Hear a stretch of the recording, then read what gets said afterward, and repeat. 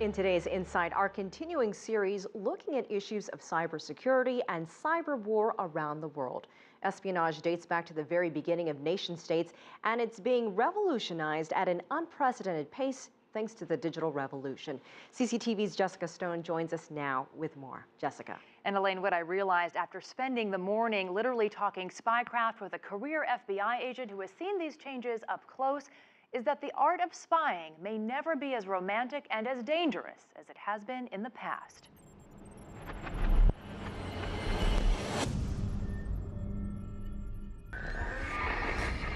Ah, the good old days. Cold War cloak and dagger, celebrated in Hollywood TV shows like The Americans, about KGB spies living in a Washington, D.C. suburb doing what spies do. It's enough to make a former FBI agent like Peter Ahern nostalgic. I've worn those things many a time, and believe me, it's that big, and you're trying to hide that on your body. Even over the recording devices of yesteryear. Well, now you probably can use something smaller than a cell phone, right? Well, yeah. Or use your cell phone itself. Yes, very possible. Ahern and I recently toured Washington, D.C.'s International Spy Museum. Listening devices, once wired, are now wireless. The engineers who gave us glove guns have now given us drones.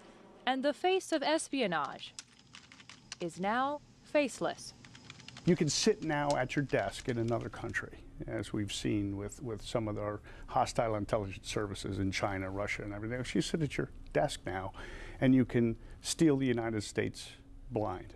In 2001, Ahern oversaw the arrest and conviction of the Lackawanna Six, young Yemeni Americans who admitted they attended al-Qaeda training camps. The FBI uncovered evidence embedded in computer screen pixels.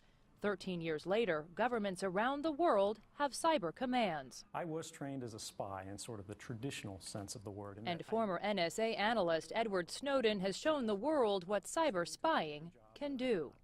It seems to me spies probably look a lot more like Ed Snowden and a lot less like James Bond these days. Well, it's no secret that the U.S. tends to get more and better intelligence out of computers nowadays than they do out of people.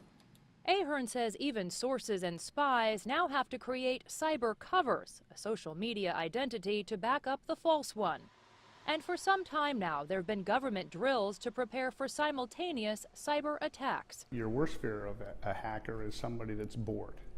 Well, why did you do that? So many times when you catch them, it's, well, because I could, and then you have to look at the motivation behind it and what they're trying to do. Is it state-sponsored? That seems pretty difficult to guard against it someone's is. boredom. I'm telling you, this is a very, very difficult issue and will evolve. The question is how fast. In the meantime, the vast majority of cyber espionage has put corporations in the crosshairs.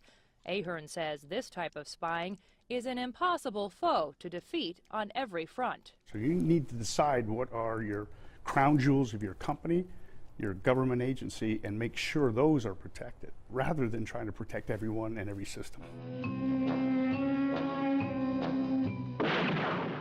So while James Bond and his gadgets have entertained us for more than a half a century now, the only high-tech hardware that future James Bonds may need is a laptop. And Elaine, the International Spy Museum here in Washington, D.C. is looking for more space to feature the contributions of cyber spies, hackers, and even potential whistleblowers. But it is very hard to imagine that the people will come visit a room full of laptops. Of course, as we learned there, the cell phone could also be on display. Very cool stuff. And as you mentioned, we are now entering a whole new world. Jessica Stone, thanks for that.